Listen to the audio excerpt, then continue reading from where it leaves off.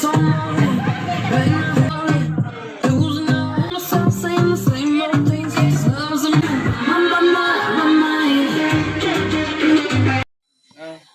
kita masuk mata pelajaran 27. Ini meja bar kalian. Eka Ya baik, selamat pagi anak-anak.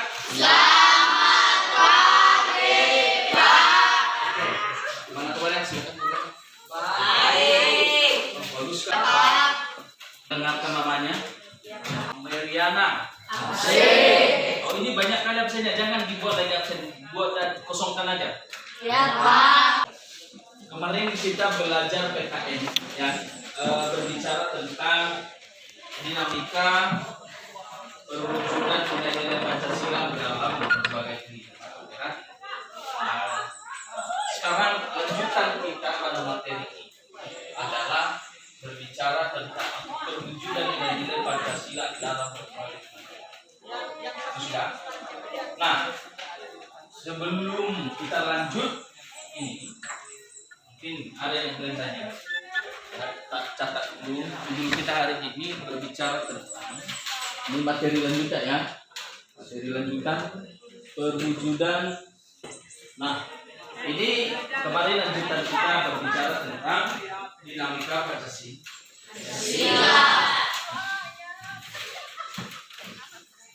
Sebelum masuk di sini tentu kita ada pertanyaan, apa nilai-nilai Pancasila dalam berbagai kehidupan itu? Kan gitu. Apa saja nilai-nilainya? Di sini dia butuh nilai. Sama seperti kita di sini.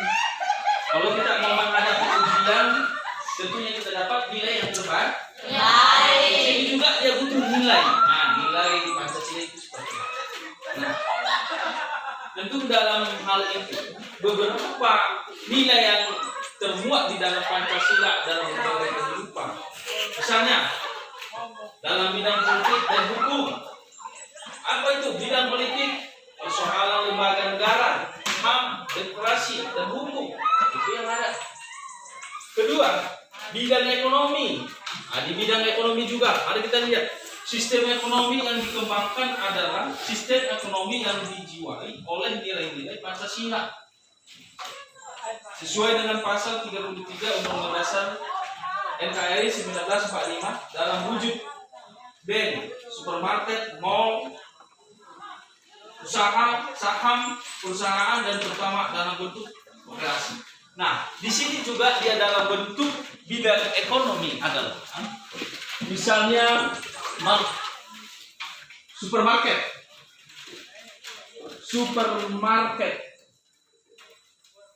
Tahu namanya supermarket? Tidak. Supermarket tempat perbelanjaan. Sama seperti Alfamidi. Siapa yang pernah tahu Alfamidi? Unjuk tangan. Alfamidi, unjuk tangan. Yang tahu Alfamidi? Unjuk tangan. Kenapa malu-malu di sini?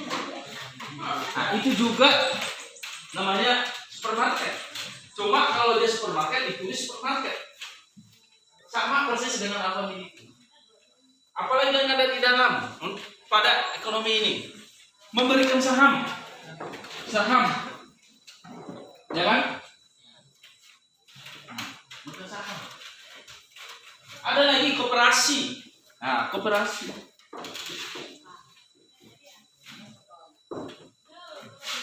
Ini masalah ekonomi. Koperasi ketika kita mau minjamkan uang di koperasi, contoh si Sumarjo minjamkan uang ke Farma nih. Contohnya 100.000. Nah, jadi karena dia sistem koperasi potong 10.000 untuk admin administrasi. Lagi hanya mungkin 3.000. Ya kan? Jadi makin berkembang punya bunga uangnya si apa ini? Si Farma. Berikut adik-adik bercerita tentang bidang sosial dan budaya. Nah, ini bidang sosial dan budaya. Di mana sosialnya dan juga budayanya, sistem nilai sosial yang ada dalam masyarakat Indonesia terus dikembangkan agar lebih maju dan modern sesuai dengan sistem kekeluargaan, musyawarah, gotong royong, kerja keras, dan dapat sikap ilmiah diterima sesuai dengan nilai Pancasila. Nah, Ini sikap sosial itu yang sering juga ini sikap sosialnya adalah satu sikap gotong royong, artinya saling bahu membahu, saling bahu membahu. Sama seperti kita, setiap orang cuma kita gotong royong tanpa kecuali wajib bawa bawa untuk sana sini. Walaupun ada juga yang lari-lari ya kan? Iya. Kemarin saya lihat parangnya si Pak Nesan sampai segini parangnya, ya kan? Panjang parang dia. Kalah saing dengan parang si apa ini? Si Aldevinus. Kalau parang si Marius Hati kecil. Parang Marius Hati. Ya kan?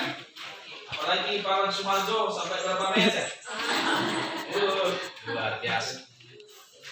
Nah itu ya, adik-adik, tentang gimana sikap sosialnya. Berikut bidang pertahanan dan keamanan. Nah, di sini bidang pertahanan dan keamanan. Sesuai dengan pasal 30 Undang-Undang Dasar Negara Republik Indonesia, setiap warga negara berhak dan wajib ikut serta dalam usaha pertahanan dan keamanan negara dan bentuk partisipasi rakyat dalam pembelaan negara dengan sistem link dan adanya lembaga adat di setiap daerah. Nah, sistem keamanan pertahanan ini, bidang pertahanan dan keamanan negara, kita seluruh warga Indonesia wajib, ini wajib, tidak boleh tidak, wajib bela negara. Kalau adalah bela negara. Kalau dia berbicara kewajiban, ini tidak harus. Sama seperti contoh kewajiban ini, dengan kelasnya, dan sisnya, ya kan? Baik, adik-adik, sejauh itu barangkali ada yang mau ditanyain? Nah, tidak ada? Oke, baik. Berhubung karena tidak ada, maka kita ada tugas kelompok. Nah, di sini kan sudah ada tadi 4 bidang politik itu. Yang pertama ada bidang politik, ada bidang ekonomi, dan ada bidang sosial budaya serta bidang pertahanan dan keamanan. Nah, dengan jumlah kita seperti ini maka kita bagi 4 kelompok.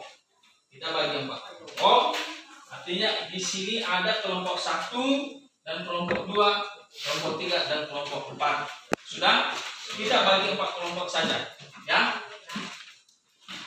Jadi di situ nanti di kelompok 1 silakan. Ini saya bagikan ya. Di kelompok 1 sudah.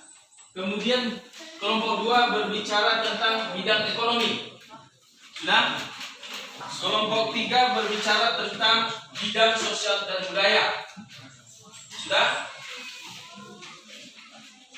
Dan kelompok 4 nanti berbicara tentang pertahanan, ya.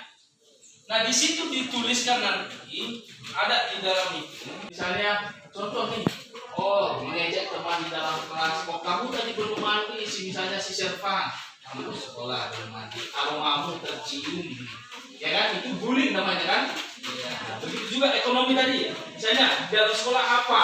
Ya kan? Apa dalam sekolah? Banyak siswa yang tidak bayar saat belanja di kantin. Ini masih kedapatan juga, ya kan? Nanti dimuat di dalam LKPD tidak, itu dikerjakan. Nah, sudah bisa dimengerti? Sudah. Oke, baik. Sudah. Bawa berapa ini? Tidak. Berapa? Bacakan hasil diskusinya. Sudah. Baik, terima kasih yang hadir kami untuk mengembangkan hasil kami dalam mengembangkan ini. Baik, sebelum kami mengembangkan diskusi kami, terlebih dahulu terima salam Yahoo. Baik, perkenalkan nama saya Hermana S. sebagai moderator dan Kediaman sebagai penyaji dan Dimas Putra sebagai penulis dan yang lainnya sebagai anggota.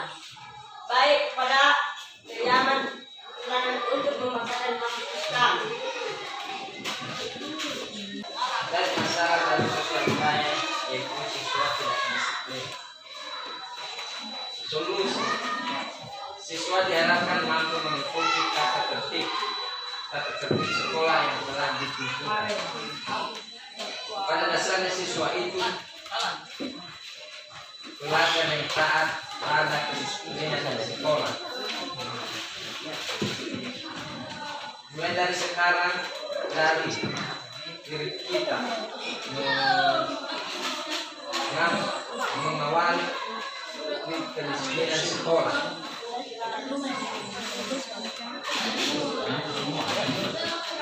Dan kesimpulan dari materi kami yaitu sekolah adalah merupakan suatu aturan yang diikuti oleh peserta didik tanpa terkecuali. Baik, sekian saja.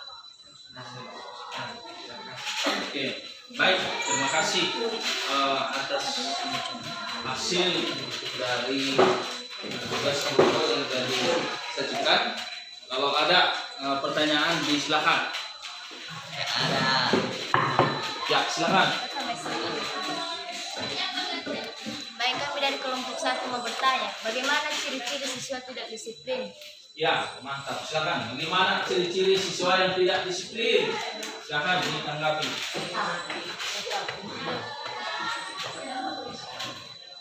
Tanggapi aja. Baik, kami akan menjawab dari kelompok 1. Ciri-ciri siswa yang tidak disiplin adalah contohnya tidak rapi, terlambat, ribut dalam kelas, malas belajar, tidak mengerjakan tugas. Baik, terima kasih Om. Kalau ada yang tambahkan, silakan. Siapa yang mau nambahkan? Siapa yang mau nambahkan jawaban dari teman? Karena ini seni apa? Steriaman boleh tambahin. Apalagi ciri dari siswa yang tidak disiplin. Oke, baik. Jadi begini. Siapa tadi yang bertanya namanya ini? Intan. Ciri-ciri dari siswa yang tidak disiplin itu adalah 1. Sering terlambat sekolah, tidak disiplin waktu, tidak rapi kaki baju di luar. 3. Apalagi? Tidak bisa dimengerti? Bisa. Baik, kalau ada lagi silakan. Ada lagi pertanyaannya? Baik, berhubung karena tidak ada, maka kepada kelompok 3 silakan ditutup. Beri dulu tepuk tangan kepada kelompok 3.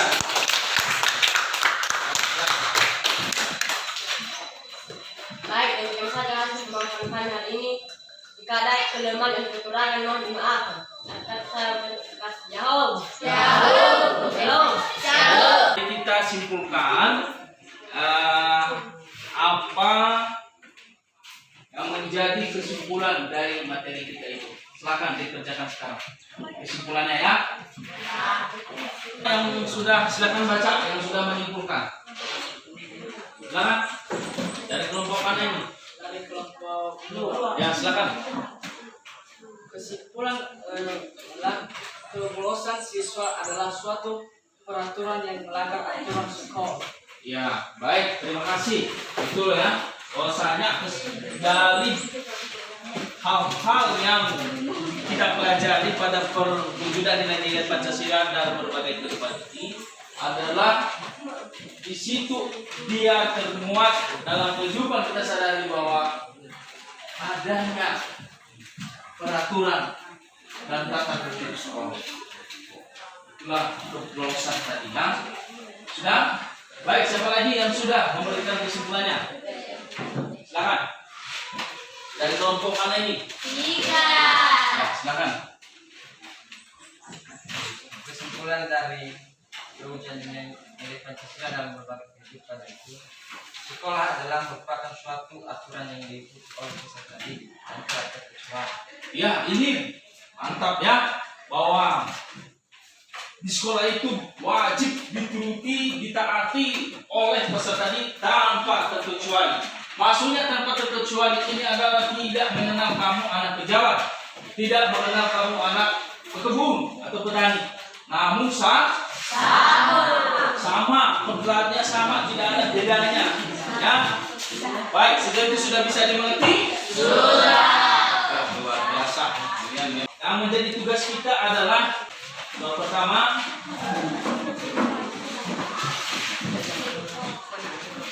lakukan hasil wawancara di masyarakat sekitar.